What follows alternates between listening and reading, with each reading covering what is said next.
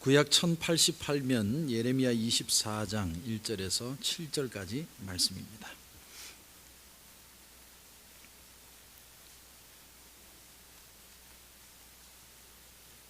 우리 24장 1절부터 같이 읽겠습니다.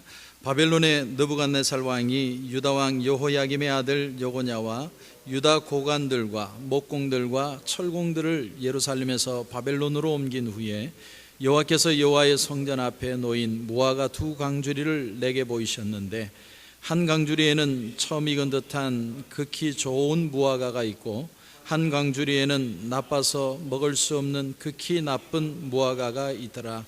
여호와께서 내게 이르시되 예레미야야, 내가 무엇을 보느냐 하시매 내가 대답하되 무화과이온데 그 좋은 무화과는 극히 좋고 그 나쁜 것은 아주 나빠서 먹을 수 없게 나쁘니이다 하니, 여호와의 말씀이 또 내게 임하니라. 이르시되 이스라엘의 하나님 여호와께서 이와 같이 말씀하시니라.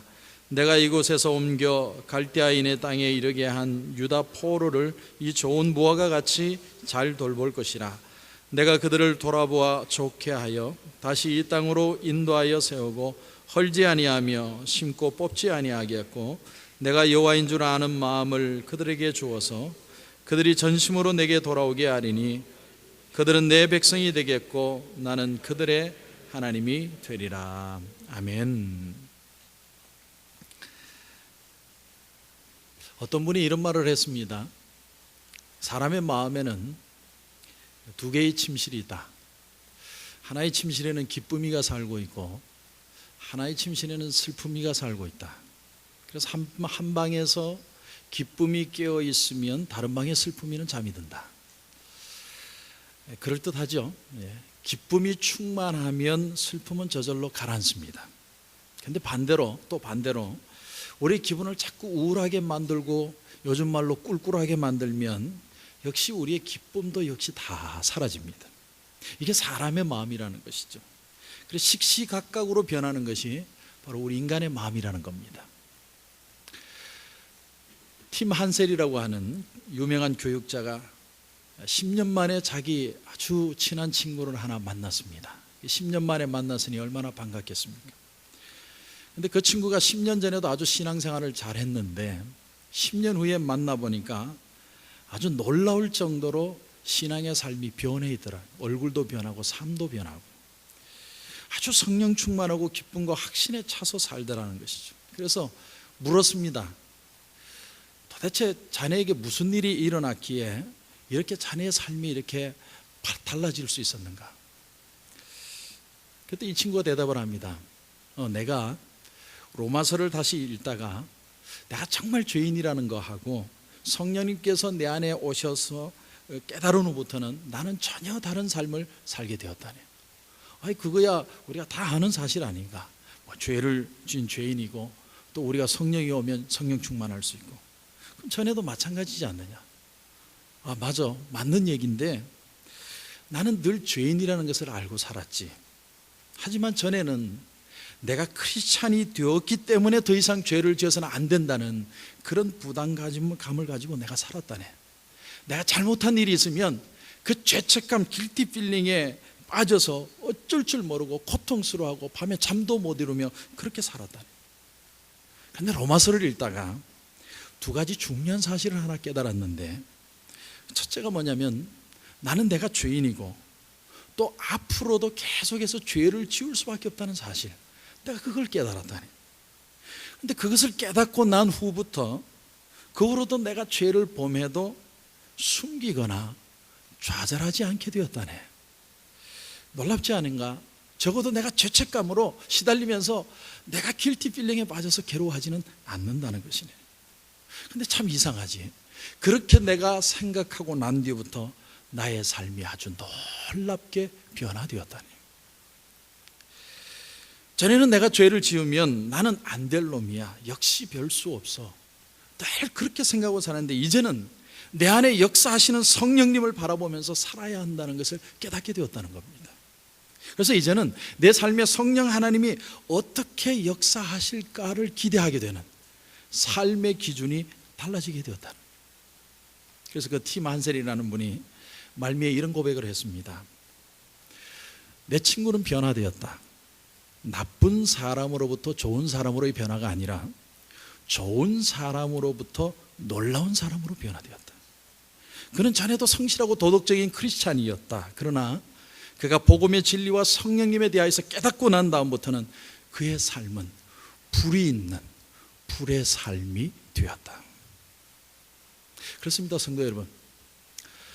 우리가 이래 보면 정말 우리 주변에 있는 성도님들이 정말 성실하고 품위 있는 그리스도인들이 얼마나 많은지 모릅니다. 그런데 이렇게 많은 성실한 크리스찬들 중에 속으로는 죄책감과 염려로 가득 찬, 그리고 그래서 우울하고 정말 그릇된 삶을 살아가는 사람들이 얼마나 많은지 모른다는 겁니다. 그러나 예수님이 원하시는 것은, 오늘 이 친구들을 통해서 말하는 것도 마찬가지로 예수님이 원하는 건 절대로 이런 삶이 아니라는 겁니다. 자, 오늘 말씀 여러분 7절을 보시면 7절에 이런 말씀이 나옵니다. 내가 여호와인 줄 아는 마음을 그들에게 주어서 그들이 전심으로 내게 돌아오게 하리니 그들은 내 백성이 되겠고 나는 그들의 하나님이 되리라. 내가 여호와인 줄 아는 마음을 그들에게 주겠다. 여러분, 주체가 누굽니까? 주체가 하나님이십니다. 하나님이 하나님인 줄 깨닫게 하는 마음, 그런 상황으로라도 몰아가셔서 하나님을 깨닫고 하나님 앞에 내가 산다는 것을 느낄 수만 있다면 하나님은 우리의 삶을 회복시키시고 다시 순결하게 하셔서 다시 축복 가운데로 들어가도록 만들어 주신다는 겁니다. 자, 여러분, 오늘 본문의 배경은 이런 겁니다. 유다 왕 여호야긴이라는 왕이 즉위한 지 3개월 만에 바벨론의 느부갓네살 왕이 쳐들어왔습니다. 싸우다가 졌습니다. 그래서 포로로 끌려가는데 왕도 잡혀가고 각계각층의 유명 인사들이 다 잡혀갑니다. 특별히 오늘 여러분 1절 말씀을 다시 보시면 1절에 어떤 말씀이 나오냐면 유다 고관들과 목공들과 철공들, 이렇게 표현합니다. 철공들이 뭐냐면 무기 만드는 사람들입니다. 그러니까 활도 만들고 칼도 만들고 방패도 만들고 그런 사람들 다 잡아갔다. 다시 말씀을 드리면 이스라엘 백성들이 하나님을 의지하는 게 아니라 우리가 만든 무기를 의지하고 살 때에 하나님께서 그 무기를 다 뺏어가시고 무기를 만드는 사람까지도 뺏어가 버립니다. 하나님은 때로 우리의 삶에 고난을 주셔서 하나님이 하나님이라는 사실을 저와 여러분에게 알도록 만드실 때가 있습니다. 그런데 오늘 말씀해 보면 잡혀간 사람만 있었던 게 아니라 잡혀가지 않고 예루살렘에 돈이 있어서 남아있던 사람도 있었습니다. 그러는 가운데 하나님이 예레미야에게 한 가지 환상을 보여주십니다. 그 환상이 뭐냐면 광주리가 2개 나오는데 한쪽에는 아주 싱싱하고 좋은 열매의 무화과 열매고 한쪽에는 썩고 부패하고 냄새나는 먹을 수 없는 그런 무화과 열매입니다. 그런데 그 광주리가 나오는데 하나님의 말씀이 들려옵니다. 예레미야야, 바벨론에 지금 붙들려 가는 사람들은 그 사람들이 부패하고 냄새나는 사람들이 아니라 아주 싱싱하고 깨끗한 무화과들이다. 그래서 나는 그들을 다시 받아들이겠지만 지금 예루살렘에 남아있는 사람들은 자기들이 사람을 알고 돈이 있어서 이 예루살렘에 어떻게 해서든 남아있는 사람들은 겉은 화려해 볼지 몰라도 속은 부패하고 골마서 도저히 받아들일 수 없어서 내가 저들을 전 세상에 흩어버리고 말겠다. 하나님이 오늘 7절에 이 말씀을 주시는 겁니다. 자, 여러분, 이건요 한마디로 아이러니입니다. 역설이라는 거죠. 왜 역설이냐면 우리가 보기에는 돈이 없어서 바벨론의 포로로 끌려가는 사람이 불쌍한 사람들인데 하나님의 보시는 관점은 지금의 삶이 얼마나 화려하느냐, 지금 좋은 조건에 있느냐 나쁜 조건에 있느냐 그것을 보시는 게 아니라 하나님 앞에서 우리가 얼마나 신선하냐 그렇지 않느냐, 하나님 그걸 보신다는 거예요. 자, 당장 돈이 없어서 바벨론의 포로로 끌려가는 사람들, 그 사람이 참 불쌍한 사람들처럼 보여도 이들은 고난을 통해서 오히려 하나님을 발견하고 하나님 필요한 것을 깨닫고 하나님 앞에 무릎 꿇어서 자신들의 연약함을 호소하게 될 때 하나님은 그들을 회복시킬 것이지만, 돈이 있어서 예루살렘에 있는 사람, 마지막 그래도 내가 기대할 사람이 있다고 생각하는 사람들은 그 강팍한 마음이 하나님 앞에 돌아오지 않을 것이기 때문에 내가 그들을 버려버리리라. 여러분, 중요한 것은요, 하나님의 은혜를 은혜로 아는 마음의 회복이 필요하다는 거예요. 하나님 그걸 보십니다. 사람은 언제나 자기가 바라보는 방향으로 나가게 되어 있습니다. 여러분 골프를 치든지 뭐 테니스를 치든지 축구를 하든지 내가 갈 곳을 방향을 봐야 그쪽으로 공을 보낼 수 있습니다. 마치 그처럼 사람은요, 자기가 좋아하는 대상을 자기의 바디 랭귀지로 그쪽으로 자기의 모습을 보여주는 그런 현상이 일어납니다. 남자든 여자든 아이든 어른이든 간에 자기가 좋아하는 사람이 주변에 있으면 이상하게도 내 방향이 그 좋아하는 사람 쪽으로 틀어지게 되어 있습니다. 안 보는 것 같아도 좋아하는 사람을 봅니다. 그걸 보고 이 사람이 이 사람과 친숙함을 느끼고 있구나, 이렇게 알 수 있는 것처럼 그리스도인들도 그 삶의 방향을 분명하게 정해야 된다는 거예요. 유명한 신학자인 폴 틸리가 궁극적 관심이라는 책 속에서 이런 얘기를 했습니다. 궁극적 관심, 이것이 바로 종교다, 이런 얘기를 했습니다. 그리고 궁극적 관심에 붙잡혀서 사는 것이 신앙이다, 이런 얘기를 했습니다. 여러분, 이게 무슨 말일까요? 여러분의 관심, 지금 가지고 있는 관심이 도대체 어디에 있습니까? 우리는 동물이 아니라서 인간이기 때문에 인간으로서 언제나 그 다음을 생각합니다. 봄이 오면 여름을 생각하고, 여름이 오면 또 내가 겨울을 준비합니다. 젊었을 때는 늙을 때를 기억하고 준비를 합니다.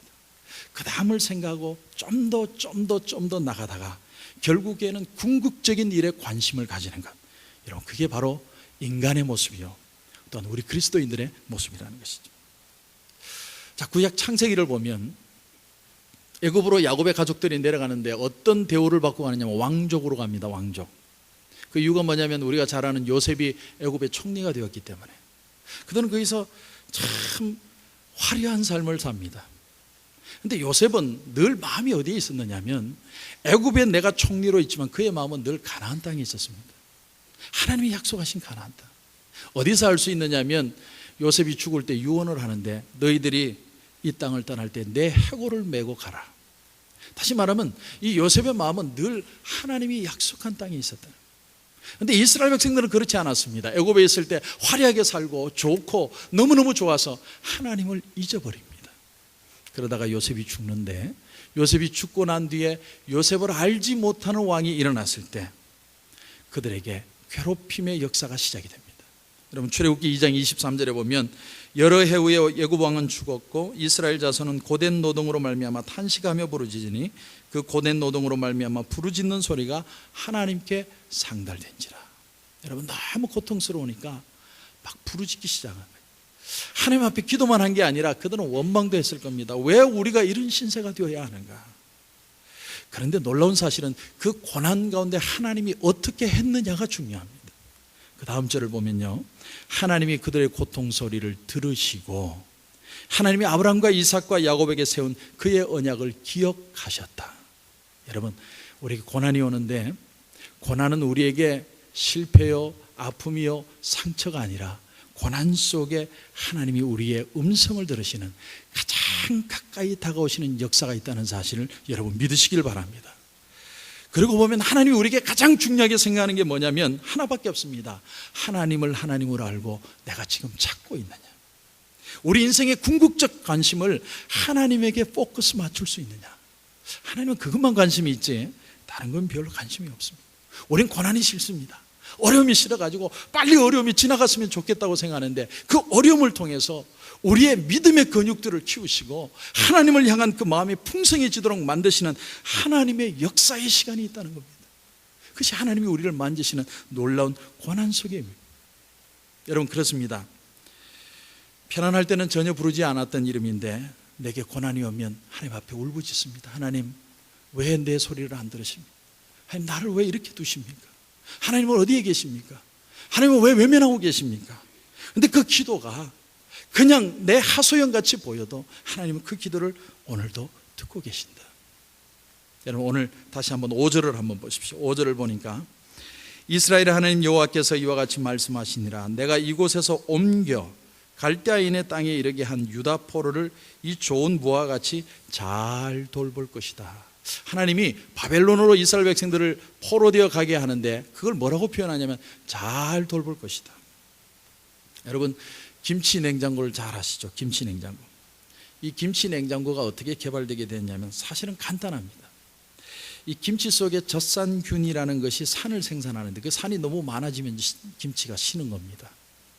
그래서 착안한 게 뭐냐면 그 산이 증가되는 걸 막을 수 없을까? 막을 수만 있다면 이 김치를 신선하게 많이 오랫동안 두고서 먹겠다. 그래서 김치 냉장고가 발견이 됐습니다. 근데 원리는 너무너무 간단합니다. 어떤 거냐면 냉장고 문을 이렇게 열면 밖에 있던 뜨거운 공기가 차가운 공기 속으로 빨려 들어갑니다. 그래서 금방 김치가 쉬어버립니다. 그럼 어떻게 하느냐? 찬 공기는 더운 공기보다 무겁습니다. 그래서 김치 냉장고는 어떻게 만드냐면 서랍식으로 만들었습니다. 왜? 찬 공기는 밑에 있으니까. 문을 열어도 뜨거운 공기가 들어가지 않는 거예요. 원리는 간단합니다. 그렇게 해서 김치 냉장고를 만들었는데 그 냉장고를 만들어서 이제는 김치 냉장고가 있는 가정마다 4개월 이상씩 맛있는 김치를 먹을 수 있게 된 겁니다.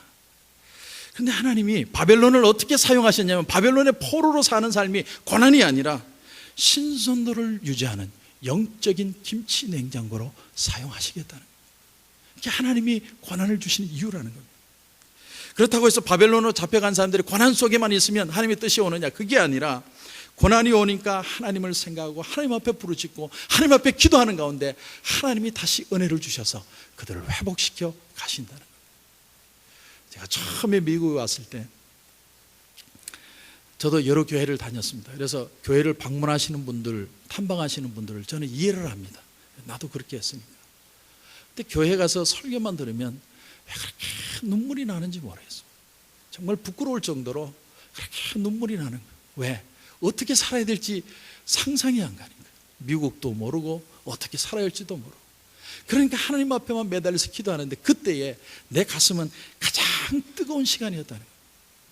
여러분, 여기에 놀라운 우리 신앙의 비밀이 있습니다. 그래서 하나님의 백성들은 어디를 가더라도 하나님의 말씀만 붙들면 다시 살아날 수 있다. 할렐루야. 이것을 믿는 게 믿음입니다.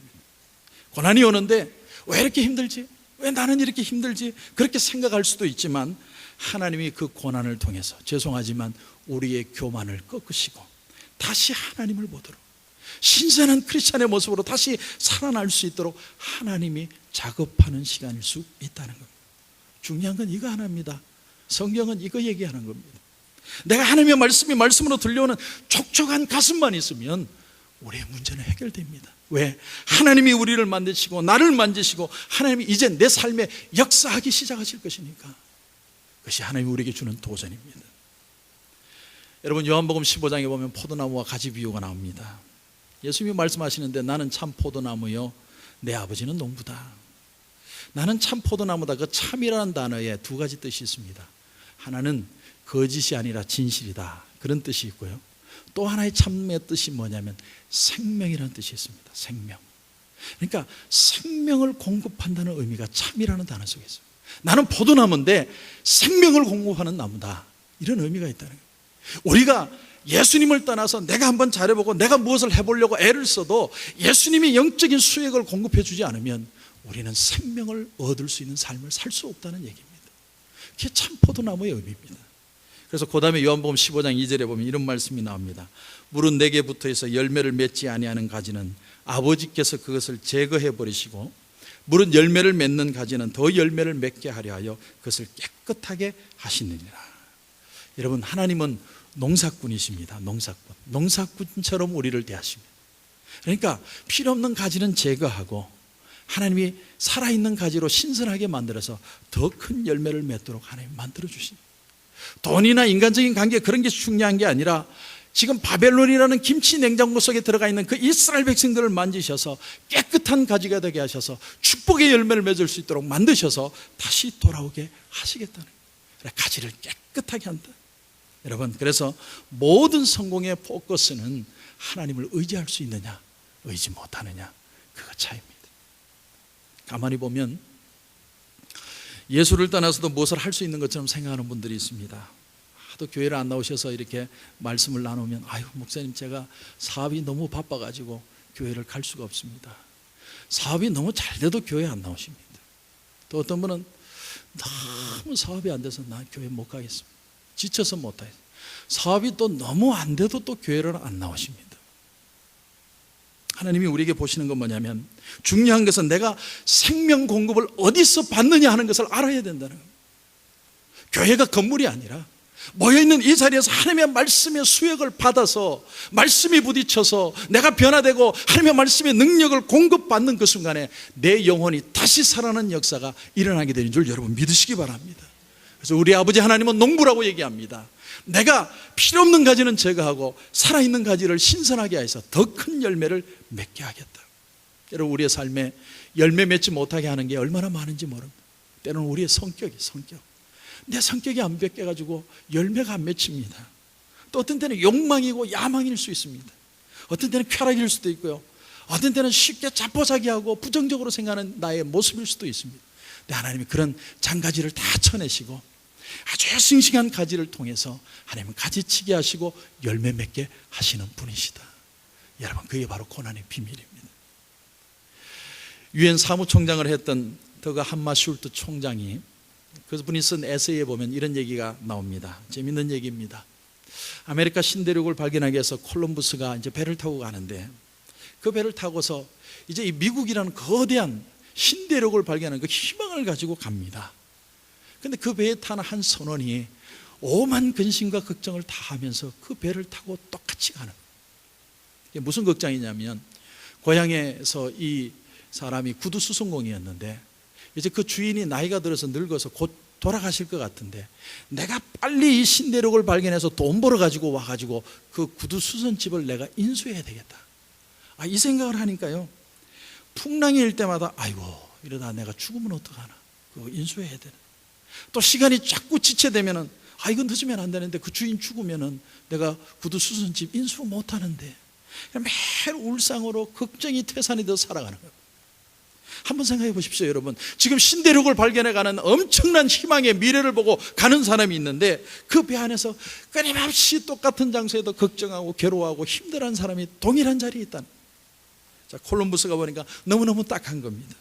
콜럼부스는 소망이라는 미래를 보는데, 이 한 선원은 저 과거에 집착해서 거기에 묶여서 헤어나오질 못하고 있는 거예요. 여러분, 베드로를 생각해 보면 그는 원래 갈릴리 어부였습니다. 예수님의 부르심을 받아서 예수님의 제자가 되고 나중에는 수제자가 되었습니다. 3년 동안 예수님과 동행을 했는데, 그런데 그 베드로의 마음속에 바뀌지 않은 게 하나 있었습니다. 그게 뭐냐면 야망이었습니다. 야망. 남자로서의 야망. 예수님께서 큰 능력을 행하실 때마다 뭘 생각했냐면, 내가 저 예수님의 능력을 내가 소유만 할 수 있으면 내가 아주 멋있는 사람이 될 수 있을 텐데, 내가 파워를, 영향력을 내가 나타낼 수 있을 텐데, 그 생각을 하면서 사는 마음의 야망이 3년 동안 바뀌지 않습니다. 그러던 어느 날 베드로가 아주 기가 막힌 신앙 고백을 합니다. 너희들은 나를 누구라고 생각하느냐? 주는 그리스도시요 살아계신 하나님의 아들이시니이다. 그 얘기를 듣는데 예수님이 얼마나 기뻐하시는지, 바요나 시몬아 네가 복이 있도다. 너로 이 사실을 알게 하니는 네가 아니라 하늘에 계신 우리 아버지시다. 그리고 주신 말씀이 뭐냐면, 내가 천국 열쇠를 내가 너에게 주리니 네가 땅에서 매면 하늘에서도 매이고 땅에서 풀면 하늘에서도 풀릴 것이다. 이렇게 막 칭찬을 하니까 드디어 베드로의 본색이 드러났습니다. 여러분, 자, 예수님이 그 얘기가 끝난 뒤에 내가 십자가를 진다고 얘기를 하는데, 안 됩니다 주님, 절대로 십자가 지면 안 됩니다. 예수님이 왕이 돼야 내가 한 자리 하지, 예수님이 죽으면 안 되죠. 자기 본색이 드러나. 예수님이 그 베드로를 향해 강한 목소리로 책망합니다. 사단아, 내 뒤로 물러가라. 너는 나를 넘어지게 하는 자라. 아주 단호하게 책망하십니다. 여러분, 왜 베드로가 책망을 받았습니까? 세속적인 욕망, 이 세속적인 관심에서 벗어나지를 못한.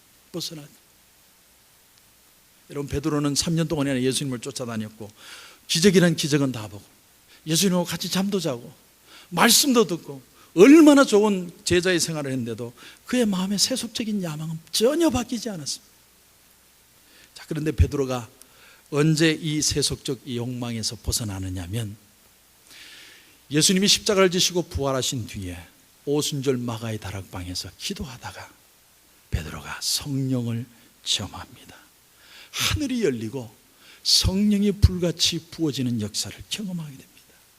그리고 그때서야 하나님의 세계를 바라보기 시작해요. 그 순간부터 베드로는 사도로서의 역사를 이루기 시작하는 겁니다. 저는 저와 여러분도 눈이 열려서 하늘의 역사를 볼 수 있기를 주님의 이름으로 축원합니다.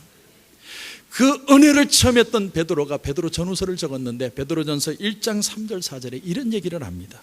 우리 주 예수 그리스도의 아버지 하나님을 찬송하리로다. 그의 많으신 긍휼대로 예수 그리스도를 죽은 자 가운데서 부활하게 하심으로 말미암아 우리를 거듭나게 하사 산 소망이 있게 하시며 썩지 않고 더럽지 않고 쇠하지 아니하는 유업을 있게 하시나니 곧 너희를 위하여 하늘에 간직하신 것이라. 여러분, 산 소망, 헬라어로는 엘피다 조산이라고 그렇게 단어를 씁니다. 영어로는 living hope입니다.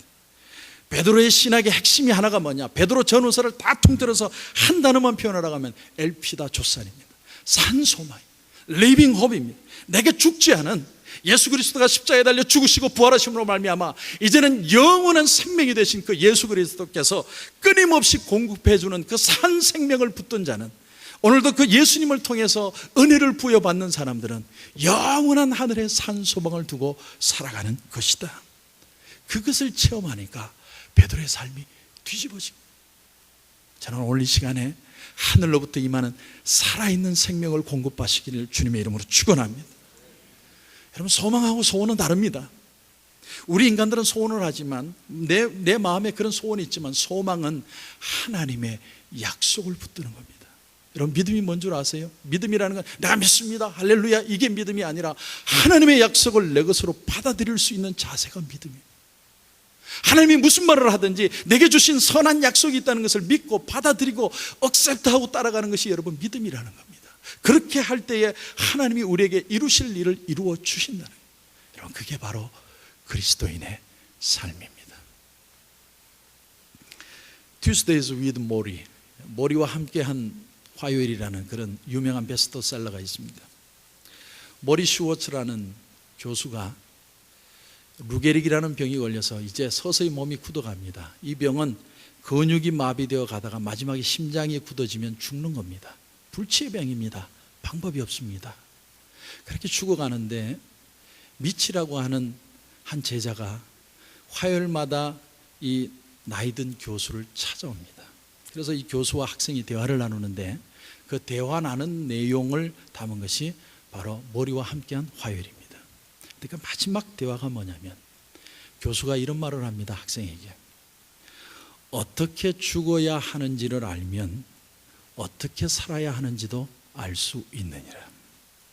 자, 어떻게 죽어야 할지를 내가 준비할 수 있다면 내 생에 어떤 방식으로 살아야 할지를 내가 깨달을 수 있다는 겁니다. 일본 속담에 여러분 이런 재밌는 말이 있습니다. 전에도 말했지만 갈까 말까 하는 길은 가지 말고, 만날까 말까 하는 사람 만나지 말고, 먹을까 말까 하는 음식 먹지 말고, 그러나 죽을까 말까 할 때는 죽어라. 죽어야만 깨닫는 진리가 있다는 거예요. 여러분, 나는 어떤 모양으로 죽을 것인가, 내 삶을 어떻게 마무리할 것인가, 그것에 집중하고 그것이 억셉트되고 그것을 결정해버리면 오늘이 이해가 되고 깨달아지고 발견할 수 있게 된다는 것입니다. 여러분, 영원한 소망, 궁극적 관심을 하늘에 두고 사는 사람은 땅의 것도 얻을 수 있는 줄 여러분 믿으시기를 바랍니다. 오늘 7절 말씀을 다시 보십시오. 7절 말씀을 다시 보니까 내가 여호와인 줄 아는 마음을 그들에게 주어서, 하나님의 마음을 그들에게 주어서 그들이 전심으로 내게 돌아오게 하리니, 온 마음을 다해서 하나님 앞에 돌아오게 할 것인데, 그렇게 되면 그들이 다시 내 백성이 되고 나는 그들의 하나님이 되리라. 사랑하는 성도 여러분, 그렇습니다. 하나님이 우리의 삶의 내용들을 통해서 고해해 주시는 음성을 우리가 다시 발견해야 됩니다. 세상 일에 분주하고 절망하고 좌절하고 낙심하고 벽에 부딪혀서 어쩔 줄 몰라하는 그 마음에서 다시 한번 하나님의 마음, 엘피다 조산, 산 소망을 가지고 하늘을 바라볼 수 있다면 하나님 우리에게 다시 소망을 주시리라고 분명히 믿습니다. 마틴 루터 킹 목사님이 연설 가운데 아주 이런 감동적인 말을 남겼습니다. 너무 멋있어가지고 제가 뺏겨왔습니다. 나는 내가 바라던 그런 사람이 아닐 수도 있습니다. 나는 내가 되어야만 하는 그런 사람이 아닐 수도 있습니다. 내가 될 수도 있었던 그런 사람이 아닐 수도 있습니다. 그러나 나는 나로 인하여 하나님을 찬양합니다. 왜냐하면 나는 어제의 그 사람은 아니기 때문입니다. 여러분, 하나님이 내 아버지가 되시고 농부가 되시고 가지를 치시면서 우리의 삶을 풍성하게 하시고 계십니다. 나는 어제의 내 모습이 아닙니다. 나는 변했습니다. 하늘에 산 소망을 두고 있습니다. 그것만 붙들 수 있다면 우린 다시 소망을 가지고 일어설 수 있을 것입니다. 그런 은혜가 저와 여러분 속에 넘치시기를 주님의 이름으로 축원합니다. 우리 한번 눈을 감겠습니다.